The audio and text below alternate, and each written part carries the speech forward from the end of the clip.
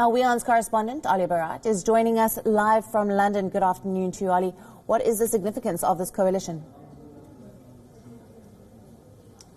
I think it's significant in many ways. The first is for the Greens themselves. It is the first time in Austria that the Greens will serve in government, so that is a significant moment for that party, but also for the environmental movement in Austria as well. It's significant for the direction of travel of the wider government and the country too, because as you were saying, the People's Party were previously in coalition with a far-right party, and now it appears they will be going into coalition with what you might describe as a much more left-wing party than the Freedom Party, who were in the previous coalition. So that is going to mean a significant shift in tone for the government of Austria as well. And as you were also saying, the Freedom Party performed badly in those elections that we saw in September.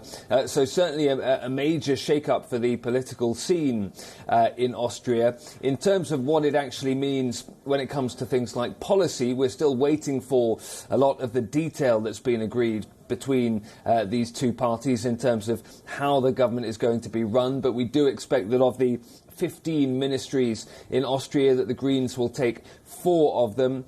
We've been hearing bits and pieces about what tax policy might look like, for example. We understand that overall the People's Party wants to lower the burden of taxes on Austrian citizens, but they may have agreed some kind of deal where environmental taxes are brought in and raised to keep the Greens happy in that way. So clearly there's still bits and pieces of wrangling going on in terms of exactly the agreement, that the detail we will hear more of later. But this is a significant moment for the Green Party and in Austrian politics and wider European politics as well, because it does also illustrate that trend of Green parties performing better in electoral events here on the European continent.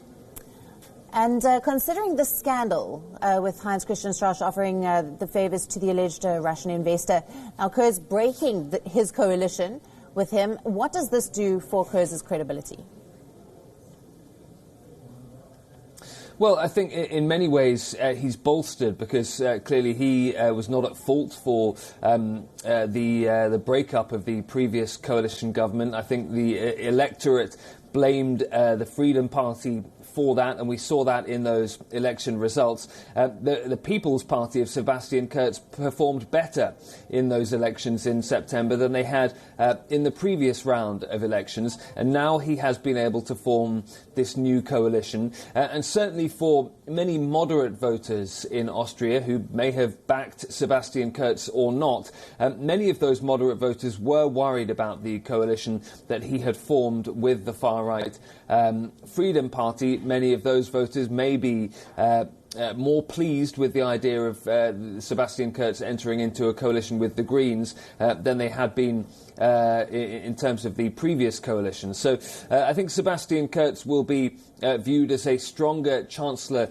than he had been previously, but clearly it's going to be difficult to hold together a coalition and avoid splits and disagreements when you do have two parties, the People's Party and the Greens, who hold some pretty differing views on quite a lot of issues.